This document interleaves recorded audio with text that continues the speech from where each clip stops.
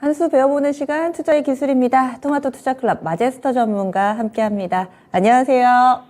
네, 안녕하세요. 네, 오늘 지수는 제자리 걸음 흐름이고 또 새로운 테마주들이 형성되거나 또 잠시 쉬었던 테마주들 다시금 힘을 얻고 있습니다.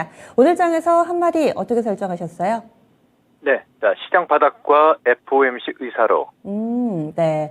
그동안 한미 정상회담 보면서 쭉 달려왔는데 이번 주에 핵심 이벤트 가운데 하나로 또 FOMC 의사로 공개가 꼽히고 있습니다. 이 부분이 한마디에 들어가 있는데 어떻게 좀 활용을 해주실지 궁금합니다. 오늘의 투자의 기술 알려주세요.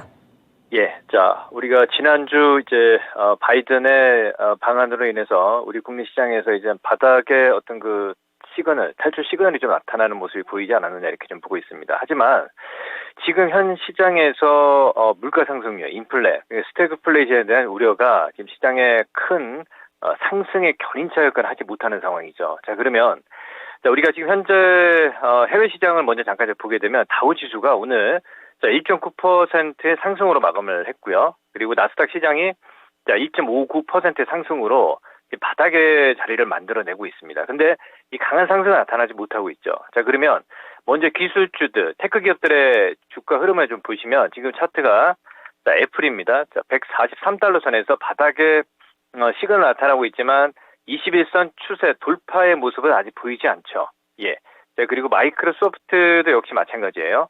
예. 자, 그리고 이제 테슬라도 보시면 지난 직전 저점이 깨진 이후에 아직까지 완전한 추세 반전 신호는 나타나지 않습니다. 이 얘기는 무슨 얘기냐면 이번 주 이제 수요일이죠. 내일 모레 FOMC 의사록 지금 시장에서 이제 기준금리를 어떻게 이제 다음 FOMC에서 빅샷으로 다시 한번 빅스텝으로 갈 것이냐라는 걸 우리가 좀 한번 체크를 해볼 포인트가 지금 여기서 나타난다는 거죠. 그러면 미국의 성장주들 같은 경우는 이제 아직까지 바닥의 시그널보다도 고평가된 모습들이 나타나고 있기 때문에 지금 강한 상승이 나타나지 못하는 상황이 좀 보여지고 있고 아직까지 바닥의 자리를 조금 더 잡아야 되지 않겠느냐. 그런 변곡점 자리가 FOMC 의사록 발표의 시점에 기준점을 해서 나오지 않느냐라고 좀 보고 있습니다. 그러면 자, 우리 시장의 흐름을 좀 보시면 자, 우리 시장은 일단 수급이에요. 지금 보는 차트가 이제 선물 지수인데 348.55로 지금 진행이 되고 있습니다. 외인들의 공격적인 매수는 아닙니다. 그렇지만 오늘 소폭 매수로 전환되는 모습들이고요. 그리고 지금 코스피 시장도 보게 되면 이 다중바닥의 모습을 나타내면서 지금 21선을 돌파하는 모습들이 좀 보이고 있어요. 근데 강한 상승은 나타나지 못하고 있죠. 코스닥 역시 마찬가지입니다. 코스닥 시장도 21선을 돌파한 상황에서 지금 880포인트 선인데 예. 외인들이 강하게 매수를 하지 않는 상황이에요. 그러면 이 얘기는 무슨 얘기냐면 일단 환율의 동향들을 좀 보시면 원화가 지금 최근에 오늘도 이제 1262원 정도에서 약간 좀 고점 대비해서 좀 강세를 나타내고 있는 상황이 보여지고 있습니다. 그래서 제가 판단했을 때는 이 시점에서도 이제 외인들이 강하게 매수를 못하는 이유는 결국은 물가 상승이다라고 좀 볼 수가 있겠습니다. 그러면 다음 주에 우리가 FOMC 이후에 한은에서 이제 기준금리를 발표를 하겠죠. 그 포인트도 체크를 하겠다는 얘기이고요. 그러면 시장에서 주목을 해야 될 포인트는 제가 지난주에 말씀을 좀 드렸던 게 목요일 시장입니다. 신고가 종목 중에서 2차전지 관련 섹터에서 성장도 두 종목이죠. 에코프로비엠과 지금 보는 차트가 에코프로비엠이 49만 1,000원 선이에요, 오늘도. 그리고 LNF가 신고가를 돌파를 했습니다. 자, 이 얘기는 뭐냐면 이 바이든의 방안에 뭐 우리가 어떻게 보면 이제 시장에서는 이제 뻔한 스토리다. 2차전지 소재 관련 섹터들과 이 반도체, 이 메모리 관련해서 시장에서 가장 또 다시 한번 시장의 변곡 모멘텀이 지금 될 수가 있겠지만 제가 판단했을 때는 시장이 지금 신고가 종목들은 이제 LNF가 또 신고가 돌파한 이후에 또 쉬어가고 있잖아요, 그죠? 그러니까 연속성은 보이지 못한다는 얘기예요. 하지만 추세는 계속 유지가 되고 있기 때문에 자, 지난 방송에서 신고가 종목들 LNF와 에코프로비엠의 주가 흐름들이 신고가를 돌파하는지 여부를 바라 말씀을 좀 드렸습니다. 그래서 지난 바이든 방안으로 인해서 LNF가 강한 상승이 좀 나타나는 모습들이 좀 보여줬기 때문에 이 성장주들은 미국의 테크 기업들과는 다른 모습들이다. 그러니까 앞으로 미래 향후 성장 가치가 충분히 지금도 ING 진행형이기 때문에 충분히 눌릴 때마다 공략할 수 있는 포인트는 가능하다 말씀을 좀 드렸고요. 그리고 대형주 섹터를 보게 되면 자, 삼성전자 보세요. 삼성전자도 지난 바닥에 시그널을 나타내는데 이게 뭐 우리가 이게 강하게 연속성을 보이면서 갈 수는 없는 겁니다. 무슨 얘기냐면 지수를 견인해야 되기 때문에 전기전자 업종들은 계단식 상승을 나타내는 모습들을 보이죠. 그리고 LG에너지솔루션 말씀드렸죠. 지난 이제 5월 중순경에 바닥권에서 충분히 매수 가능하다. 지금 보시면 벌써 정고점까지 상승이 나타났죠. 그러니까 우리가 주가가 뭐냐면 이 대형 업종들도 먹을 게 수익이 날게 있어야지 매수를 한다는 얘기입니다. 자, 보세요.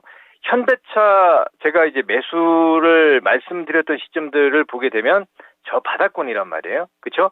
바닥권인데 오히려 이제 바이든 방한 효과가 지금 크게 나오지 않는다는 얘기잖아요. 그 얘기는 무슨 얘기냐면 근본적으로 이 시장에서 이 뭐 현대차라든지 그리고 기아라든지 지금 이 시점에서는 이제 먹을 게 별로 없는 거예요. 그러니까 지금 시장의 수급 참여자들이 뭐 기관이든 외인이든 강하게 매수를 하지 않는다는 얘기예요. 그 얘기는 무슨 얘기냐면 기관과 외인들을 굳이 따라다닐 필요는 없다는 얘기예요. 즉 가격적인 하락, LG에너지솔루션처럼 이 지점이 있었죠. 분명히. 자, 이렇게 바닥권에 있는 종목군들은 매수를 하면 좀 기다리면 외인들이 알아서 매수를 해준단 말이에요. 그렇죠? 그래서 그런 타이밍을 기다려야 되고요. 남들보다 좀 싸게 살 수 있는 대형주 포인트를 말씀을 좀 드렸던 거죠. 그리고 바닥권에서 강하게 올라왔던 HLB 그룹주들 보세요. 이게 HLB 그룹주들이 바이오주들을 다 끌고 가지는 못한다는 얘기예요.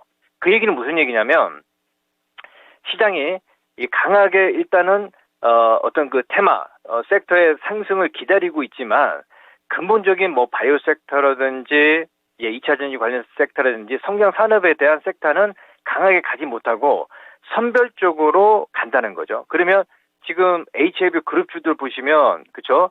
HLB 글로벌이라든지 바닥권에서 많이 올라오잖아요. HLB 제약, 그렇죠? 그리고 HLB 테라프, 그리고 뭐 HLB 생명과학 이렇게 그러니까 연속성을 보이는데 이 섹터들도 바이오를 전체로 끌어올리는 건 조금 더 시간이 제가 봤을 때는 한 6월 정도 봐야 되지 않겠냐라고 보고 있고 지금은 지난 시간에 바이오 중에서 HLB 그룹주들이 낙폭과대로 지금 올라오기 때문에 이걸 봤을 때는 낙폭과대 메리트가 있는 종목군들을 여전히 봐야 된다 이렇게 좀 보고 있는데 저는 이렇게 보고 있습니다. 그러니까 지금 시장은 우리 국내 시장에서는 바닥 시그널 나왔다. 그리고 바닥에서 다 같이 가는 종목들이 아닌 선별적으로 간다라는 걸 우리가 좀 확인할 수가 있겠고요. 그리고 지금 바닥권에서 올라오는 종목들도 마찬가지입니다. 예, 지금 뭐 페노션이라든지 그렇죠? 대한해운이라든지 우리가 해운주들이 이제 다시 한번 BDI 지수 상승으로 인해서 주가가 이렇게 지금 연속성을 좀 보이는 이런 모습들인데 이쪽 역시도 가만히 보게 되면 계단식 상승을 하고 있다는 거예요. 그래서 그 점을 좀 참고를 해서 제가 판단했을 때는 지금 중간중간에 우리가 뭐 예를 들어서 로봇 섹터들이 뭐 우리가 이제 유진 로봇이라든지 그렇죠?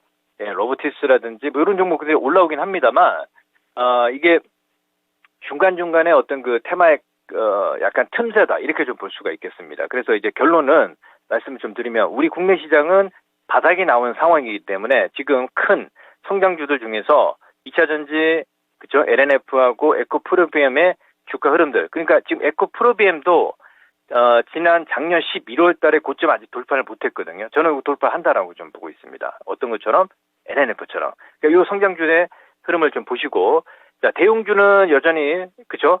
자, LG 에너지 솔루션이 깨지면 지금에서는 먹을 게 없어요. 그죠?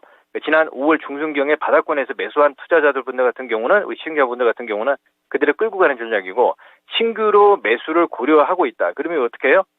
빠질 때 매수를 해야 되겠죠. 자, 그 점을 참고로 해서 대형주는 여전히 가격적으로 빠지는 모습들이 나타나고 거래량이 줄어들 때 그죠 줍줍 그죠 모아가는 관점 이렇게 말씀을 좀 드리겠고요.